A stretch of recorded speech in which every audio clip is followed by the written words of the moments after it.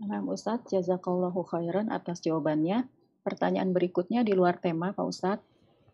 Assalamualaikum warahmatullahi wabarakatuh. Semoga Ustadz Waalaikumsalam diberikan warahmatullahi. kesehatan dan selalu dalam lindungan Allah Subhanahu wa Ta'ala. Amin. Amin ya Rabbal 'Alamin. Izin bertanya Ustadz, usia pernikahan saya 6 tahun. Cerita berawal di 4 bulan pernikahan.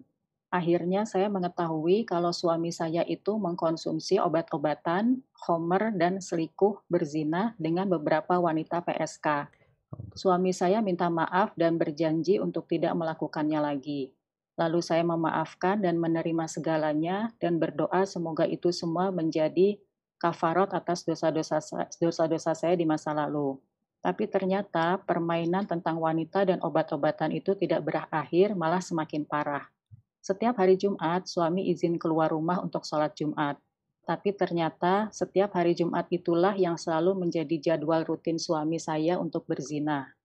Alhamdulillah untuk perzinahan saat ini terhenti karena pandemi dan suami tidak ada alasan keluar rumah untuk sholat Jumat. Tapi dia masih sering konsumsi obat-obatan atau mabuk. Pertanyaannya pertama, apa yang harus saya lakukan? Saat ini saya sedang melaksanakan sholat istikharah panjang 40 hari, tapi masih belum mendapatkan jawaban.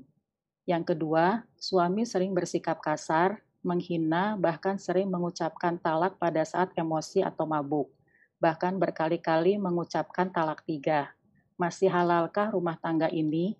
Sering terbesit dalam hati bahwa pernikahan ini sudah tidak halal lagi. Tapi saya tidak bisa sampaikan kepada suami karena menghindari ribut. Suami susah untuk diajak komunikasi. Yang ketiga, berdoakah jika pada saat melayani suami saya tidak ridho karena merasa jijik dan selalu terbayang apa yang sudah dilakukan. Mohon bimbingannya Ustadz, Masya Allah. jazakumullahu khairan wa barakallahu fiqh. Wafiq wa barak. Ahibati fillah. Pertanyaan ini menjadi pelajaran buat kita semua. Khususnya para wanita. Untuk tidak sembarangan menerima laki-laki. Kecuali setelah melakukan proses panjang. Meneliti, memeriksa, mencari tahu. Supaya tidak seperti yang ditanyakan tadi. Karena ini sudah terjadi, maka yang pertama, kalau bicara suami minta maaf, dosa berzina itu bukan dosa sama istri. Dosa mabuk-mabukan itu bukan dosa sama istri. Itu dosa sama Allah Azza wa Jalla. Ketika dia tidak bertobat dan terbukti ternyata dia tidak bertobat, maka apa yang membuatmu mempertahankan rumah tangga? Kalau dikatakan istikharah 40 hari, nggak perlu istikharah 40 hari.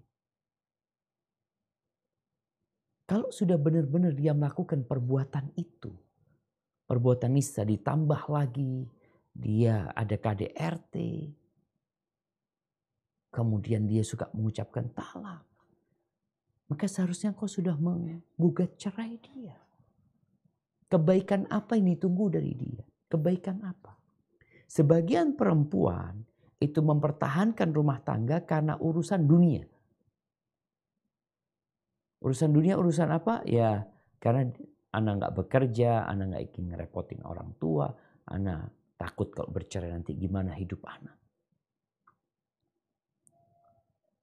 Maka anak rasa kalau tadi dikatakan dia sudah sering kali mengucapkan talak ya. Entah bagaimana ucapan talak, tapi kalau memang dia mengucapkan aku ceraikan engkau, aku talak engkau. Itu kalau sudah lebih 3 kali dia mengucapkan itu, selesai sudah. Engkau udah gak halal.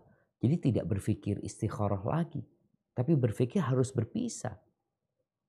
Engkau yang datang mohon maaf kalau bicara dia Anda menghindari ribut. Engkau harus ribut dalam masalah seperti ini. Karena masalahnya halal dan haram.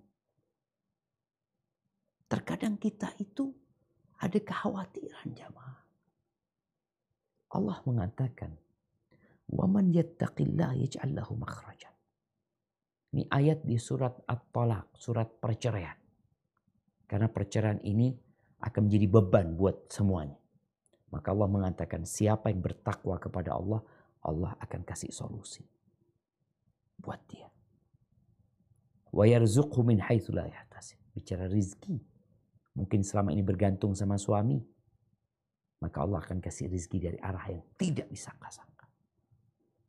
Wa man yatawakkal 'ala Allah fahuwa hasbuh. Barang siapa yang bertawakal, menyerahkan semuanya sama Allah, maka Allah akan mencukupi. Maka jangan bergantung sama suami lagi, hilangkan semua perasaan itu. Apalagi engkau bicara jijik melayani suami, ya gimana nggak jijik dengan suami yang seperti itu. Perasaan itu ada dan tidak ada masalah ketika melayani suami yang pezina, na'udzubillah min dzalik. Kecuali dia sudah bertobat. Kalau dikatakan sekarang kondisinya sudah bertobat, ahlan wa sahlan. Tapi kalau ternyata enggak karena hanya pandemi aja. Jadi syarat tobat itu kan 3. Yang pertama, dia menyesali. Yang kedua, meninggalkan. Yang ketiga, bertekad untuk tidak mengulangi. Kalau ada orang yang menyesal meninggalkan, tapi dalam hatinya ingin mengulangi, cuma karena masalah pandemi, dia nggak bisa keluar rumah, dia takut ini dan itu, maka dia belum bertobat. Tapi kalau memang dia sudah berulang kali mengatakan tolak, maka tolong Anda minta kepada penanya ini untuk konsultasi kepada seorang ustadz, menceritakan secara detail ya tentang ucapan-ucapan suami, karena untuk memastikan apakah engkau masih halal buat dia atau sudah tidak halal lagi. Mungkin akan ada yang mengatakan, oh talak yang sah itu yang diucapkan di pengadilan. Iya betul, itu talak yang sah menurut pengadilan. Artinya pengadilan akan mengeluarkan surat cerai. Kalau enggak, pengadilan tidak akan mengeluarkan gitu. Itu talak yang sah di secara negara. Sebagaimana pernikahan, ada pernikahan yang sah secara negara, ada pernikahan yang sah secara agama. Jadi talak yang sah secara negara tadi yang diucapkan di pengadilan, tapi talak yang sah secara agama, dimanapun itu engkau mengucapkan talak dalam kondisi sadar dan ucapannya adalah ucapan yang tegas, maka cerai itu jatuh. Kalaupun ucapannya kinayah tapi meniatkan talak, jatuh. Ini sah secara agama, tapi secara negara belum. Hadza wallahu a'lam. Nah,